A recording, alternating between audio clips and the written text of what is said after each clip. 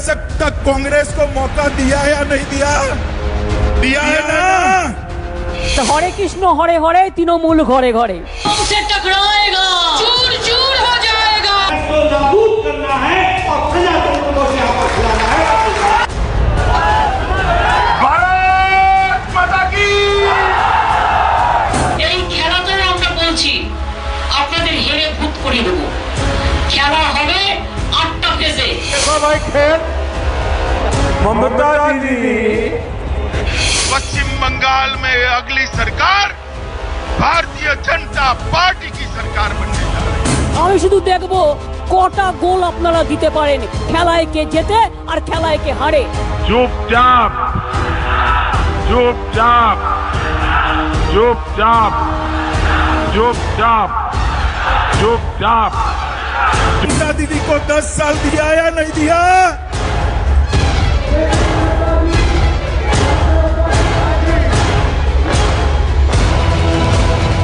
मोदी मोदी मोदी मोदी मोदी मोदी।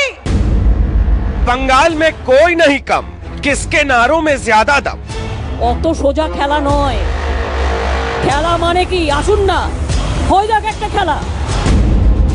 खेला हो बे सियासी पुकार, बंगाल में नारों की हुंकार। ममता दीदी मैं कहना चाहता हूँ खेला होवे निश्चय होवे, और अब तो बंगाल में बोलो खेला होवे।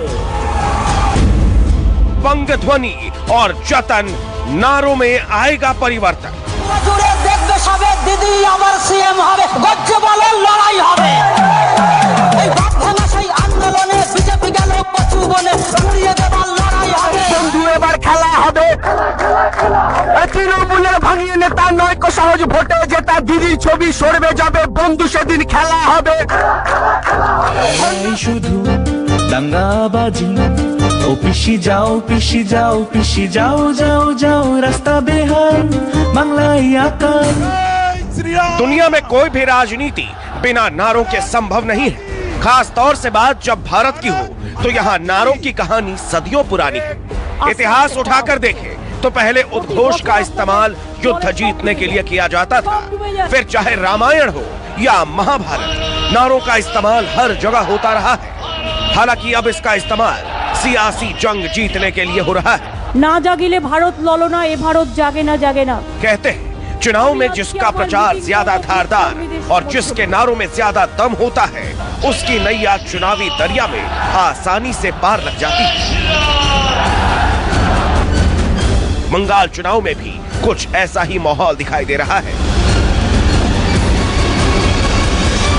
एक तरफ दिग्गजों के रोड शो, चुनावी रैलियां और प्रचार आक्रामक होते जा रहे हैं, तो वहीं दूसरी तरफ नारों के जरिए एक दूसरे पर सियासी हमले भी किए जा रहे हैं। तुष्टीकरण को बल देती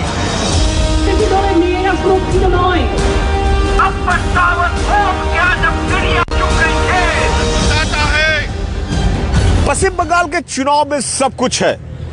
कभी यहाँ जय श्री राम के नारे पर संग्राम छिड़ जाता है, तो कभी जय बंगला पर बवाल मच जाता है। अब एक बार फिर से बंगाल की चुनावी फिजा में खेला होवे के नारे बुलंद हो रहे हैं, जिसका इस्तेमाल सियासी दल अपनी जनसभा में कर ही रही है। साथ ही साथ आम लोग भी खेला होवे के नारे में चुनावी माहौल बताने की कोशिश कर रहे हैं। बंगाल की फिजाओं में इस वक्त एक नारे की गूंज ज्यादा सुनाई दे रही है, वो है खेला होवे।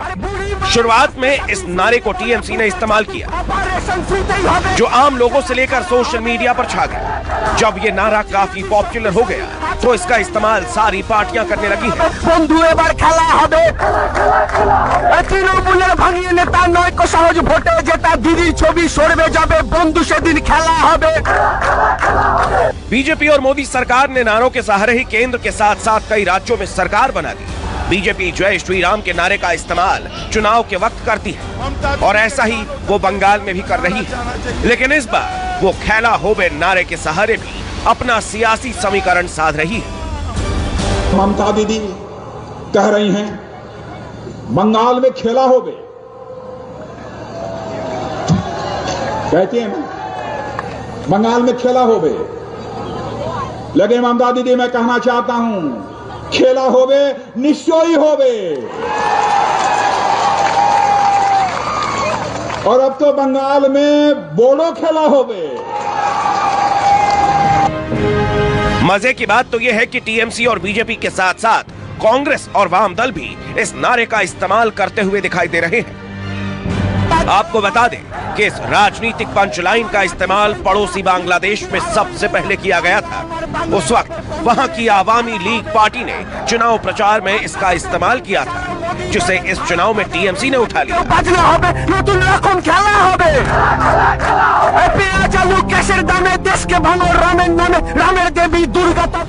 हालांकि बीजेपी नारे का इस्तेमाल बिल्कुल अलग तरह से कर रही है। बीजेपी इसे विकास और शांति का खेल बता रही है।